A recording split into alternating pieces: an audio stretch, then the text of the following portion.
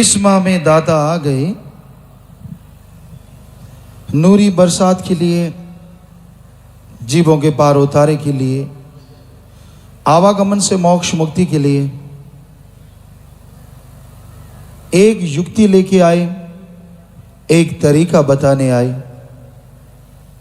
तो इस संसार में आदिकाल से ही राम नाम चलता, अल्लाह वाहिगुरु गॉड खुदा रब नाम का चलता आया। उसके लाखों करोड़ों नाम बताए और सभी ने उन पे अपना अपना बिजनेस व्यापार शुरू कर लिया।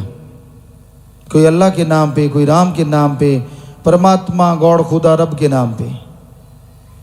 जबकि ये अलग अलग धर्म, अलग अलग मजहब जो बने हैं, ये भाषा अलग होने की वजह से अलग अलग भाषा है।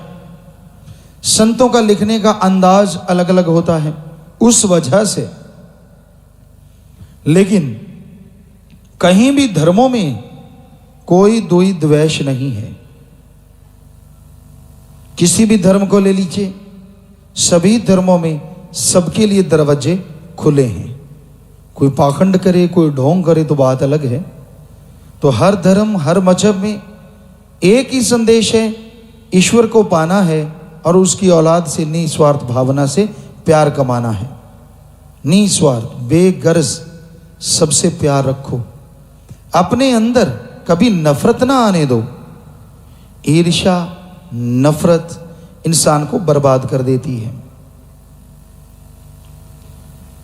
लकड़ी जल कोयला भई और कोयला जल भयो राख। लकड़ी जल कोयला भई और कोयला जल भयो राख। ईर्ष्या नफरत में इंसान ऐसा जलो, ना कोयला भयो ना राख। लकड़ी जलती है, उसके कोयले बन जाते हैं। कोयलों को जलाओ तो राख यानी खत्म हो जाता है। लेकिन ईर्ष्या, नफरत, द्वेष, द्वेष में इंसान ऐसा जलता है, ऐसा जलता है, ना वो कोयला बनता है ना राख, बल्कि ताउम्र सुलगता रहता है, तड़फता रहता है, व्याकुल रहता है। इसलिए कभी भी ईर्ष्या, नफरत, द्वेष, द्वेष अपने अंदर आने ना दो। सबसे बेगर्ज निस्वार्थ भावना से प्यार करो। इस जन्म में ये दो काम करो, एक नाम जपो और प्रेम करो। किसी जीव का दिल ना दुखाना कभी, मौत याद रखो, मालिक से डरो। ये मूल मंत्र अगर जीव जिंदगी में अपना ले तो उसको ना अंदर कमी रहे ना बाहर कमी रहे, दोनों जहान की खुशियों से माला माल हो जाए। नफरत क्यों करता है इंसान? क्यों नहीं आपस में बेगर्ज मोहब्बत करता? चंद नोटों के सिक्के के लिए इंसान का दुश्मन बन जाता है। इंसान गुलाम बन जाता है, दूसरों के हाथों की कठपुतली बन जाता है। उसका दीन, ईमान, मजहब सब खत्म हो जाता है। ये गलत है, ऐसा नहीं करना चाहिए।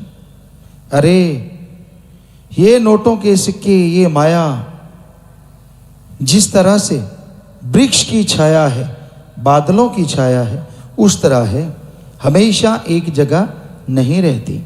बड़े धनवान आए, उनके नाम का डंका बजा, उनके नाम का सिक्का चला, लेकिन आने वाली उनकी पीढ़ियों का कोई नाम नहीं जानता। और आज उनकी पीढ़ियां कहाँ हैं, किधर गई, पता ही कुछ नहीं। तो कहने का मतलब, हम ये नहीं कहते कि दौलत कमाओ ना, जीने के लिए कमाओ। अगर कमाने के लिए जीने लग गए तो सारी उम्र कोलू वाला बैल बने रहोगे, दुखी होते रहोगे, परेशान होते रहोगे। कोलू वाला बैल शायद आज के बच्चे ना जानते हो, क्योंकि आजकल मशीन का युग आ गया है। पहले गन्ना, जैसे यहाँ ईख है, उसका रस निकालते, आज भी शायद झोटा बुगी वगैरह लगाते होंगे कई जगह गरीब किसान। या सरसों का तेल जो होता उसको बनाया जाता, सरसों डाली जाती, उसकी खड़ बनती, तो वो कोहलू पे बैल चला करते। बैल चलते या ऊंट चला करते, अलग अलग इलाका है अपने अपने हिसाब से। तो उनकी आंखों में यूं ऐसे पर्दे से लगा देते साइडों में कि ताकि सीधा ही देख सके, यूं इधर उधर ना देखे। तो बस बेचारे की यही जिंदगी, एक ही दायरे में यूं घूमते रहना प्रकार की तरह सारी जिंदगी। तो ऐसे ही जो लोग माया के गुलाम हो जाते हैं, सिर्फ और सिर्फ जिनका उद्देश्य माया बन जाता है, वो सारी जिंदगी यूं ही कोलू वाले बैल की तरह माया के पानी भरते रहते हैं, माया के लिए पागल बने रहते हैं, अपने परमेश्वर को भूल जाते हैं, ईश्वर को भूल जाते हैं तमाम कौल इकरार जो गर्भ में किए। तो इनसे बचने के लिए सत्संग में आना, सुन के अमल कमाना अति जरूरी है। सत्संग में आओ, राम नाम का जाप करो और करवाओ। इंसान जब आपस में मिलते हैं, पूछते हैं तेरा हाल क्या है, सामने वाला बोलता है बहुत बढ़िया है, पूछने वाले के अंदर मरोड़ उठ जाती है, उसे तकलीफ होती है, हे भगवान मैं तो दुखी, मैंने जिससे हाथ मिलाया वो इतना सुखी, इसके आग लगा दे, इसको बर्बाद कर दे, मैं भूखा रह लूंगा।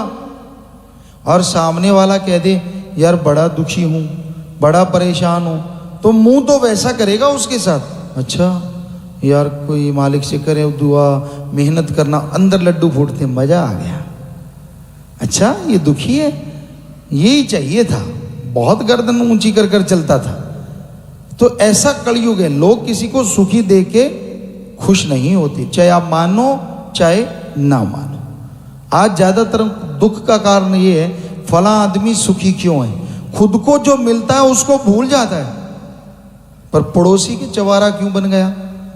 खुद के पास कार है, पड़ोसी के पास साइकिल था, खुद की कार नहीं दिखती, उसको स्कूटर क्यों मिला, साइकिल से स्कूटर पे कैसे आ गया, ये परेशानी खड़ी हो जाती है। तो सत्संगी भाई बहनों, एक दूसरे से मिलो तो नारा लगाओ आपस में और पूछो भाई तेरा सुमरन कैसा चलता है, तेरा राम से प्यार कैसा है, सतगुरु से प्यार कैसा है, भक्ति कैसे चल रही है। इसमें कोई ईर्ष्या नफरत नहीं होगी, क्योंकि अगर कोई कहेगा कि बढ़िया चल रही है, दूसरा सामने वाला अगर ये कहेगा भगवान इसका बंद कर दे, वो तो होगा नहीं, बल्कि उसको खुद को करना पड़ेगा कि यार मैं भी करूं ताकि बताने वाला बनूं कि मेरा भी ठीक चल रहा है। तो इसलिए जब भी मिलो नारा लगाओ, क्योंकि रूहानियत में झुक गया सो पा गया, तन गया सो गवा गया। जितनी दीनता नम्रता से कोई किसी को नारा लगाता है, ये तो नहीं है कि आप नीचे झुक जाओ, पर फिर भी एक अदब है, हमारी मर्यादाएं हैं, उन मर्यादाओं का पालन कीजिए। दीनता, नम्रता, एक दूसरे से दुख दर्द पूछो, परेशानी में देख के किसी को हंसो ना, बल्कि उसकी परेशानी दूर करने की कोशिश करो। एक लास्ट में आपको एक बात सुनाते हैं, कई बार आपको सुनाई कि एक मंदिर में पूजा हो रही थी, लोग मस्ती से गा रहे थे, बरसात आ गई बाहर, मंदिर खूबसूरत था, संगमरमर खूबसूरत पत्थर मार्बल कुछ भी कहें लगा हुआ था, और लोग आए। अब बाद में जो आ रहे थे उनके पांव कीचड़ से सन गए। एक दो अंदर आए, उन्होंने देखा, जो हेड होते हैं आप समझते हैं, पुजारी साहबान या जो भी, उन्होंने देखा कि है ये तो मंदिर खराब कर रहे हैं, उन्होंने ताला लगा दिया अंदर। अब लोग श्रद्धावान थे, कुछ आए, दरवाजा खटखटाया, नहीं खोला, पास में ही एक स्नान घर था, तो एक सज्जन वहां रुक गया, आवाजें आ रही थी, वहीं अपनी देवता की या मालिक की आरती करने लगा। दूसरा आया, उसने पहले ही आवाज दे दी, आजा मेरे पास आजा, वो वहां आ गया। चार लोग खड़ने की जगह से चार आ गए, तो पांचवा आ गया, उसको भी उन्होंने बुला लिया कि आजा भाई जैसे तैसे। पांच टाइट खड़े हो गए, लोग आते रहे, 6 7 8 9 10।